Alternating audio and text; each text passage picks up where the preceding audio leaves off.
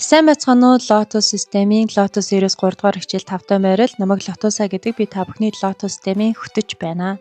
За өмнөх хичээлээр бид нэр Lotus систем дээр ямар хэлний ур чадварыг хөгжүүлдэг, мөн ямар дэлхийн global image-үүдийг хөгжүүлдэг талаар ярилцсан бол өнөөдрийн хичээлээрээ бүгдээрээ ямар аргачлалаар хөгжүүлдэг вэ? Хэлний чадваруудаа хэрхэн мастerdах вэ гэдэг. Тэгээд хоёр дахь хэл дээр бүтээл төрүүлээ мөн хэрхэн хийх вэ? Эхэлжгээ бүтээл төрүүлүүдээ хэрхэн хийж эхлэх вэ? Ямар аргачлалууд хэрэглэдэг вэ гэдэг талаас нь ярилцсан. За linguistic simulation гэдэг аргачлал байгаа.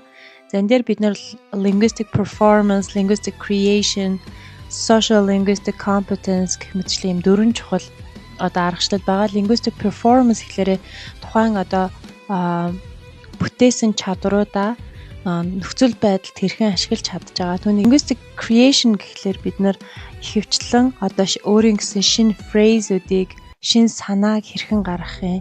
Competence гэхээрээ харилцан холбоо, харилцаан дээр хэрхэн хэлний чадваруудаа зөв ашиглах. За linguistic simulation 9 чухал анхаарах зүйл байгаа. Тэгэхээр тухайн хэлийг ашиглахдаа purpose буюу зорилго нь юу юм? Result буюу ямар үр дүн хүсэж байгаа?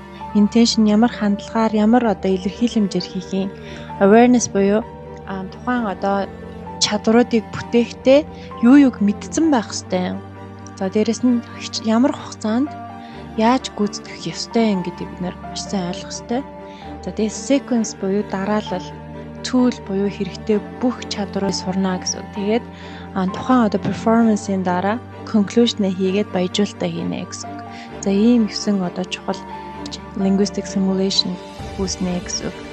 Тэгээд баярлалаа.